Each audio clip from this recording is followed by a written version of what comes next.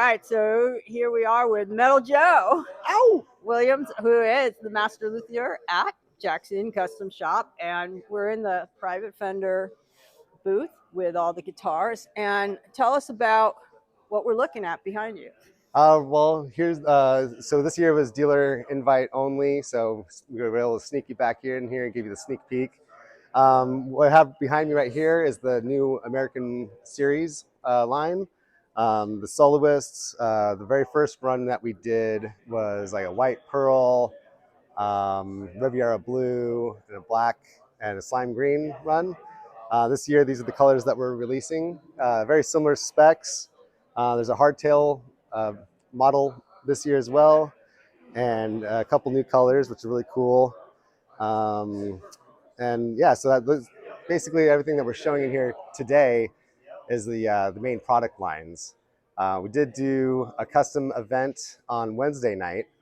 Unfortunately, we had to take those down due to like limited space, and they're really expensive. We didn't want anything to get damaged.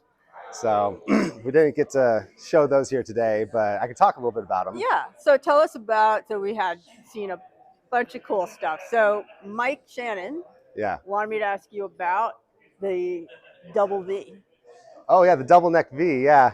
Mike, I contacted him months ago when I first wanted to start that project, and I was going to try to use that as leverage to get him out here for the NAMM show.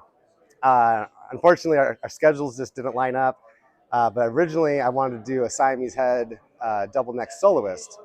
And some of those old fixtures and things that Mike used to make them from just kind of gone missing. Some of them were damaged. So, you know, I wanted to recreate some of those old fixtures and patterns, and I figured that that'd be a good way to do it with Mike. I get his stamp of approval. We could do it together and the whole thing, but since our schedules didn't line up, I ended up making a double neck King V instead, because I had never seen a double neck King V with a Siamese head. So that's kind of how I landed on that model. And Brian Bach, one of our old painters from the shop, he still does artwork for guitars and graphics out of Nashville area or Tennessee. He did the paint work on it. It was amazing. It was incredible. It's up on my Instagram, so you can see it. And it's just really great work from him.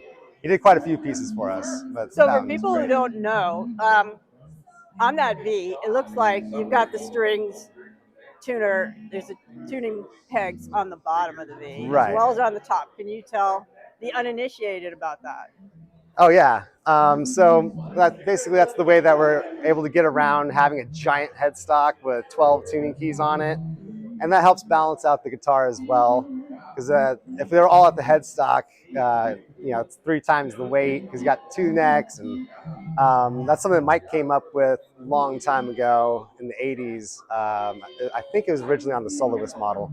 And yeah, there's another bout on the bottom where the high strings are wound down here and the regular strings are up here. So it's really cool, and straight string pull and all that cool stuff. It's just it's pretty wild looking.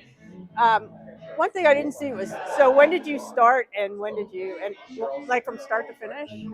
Oh, I couldn't tell you exactly how many hours, but yeah, I started it probably in the beginning of summer, you know, and took some time to figure it out and working on that in between, you know, regular customer orders, always keep those going.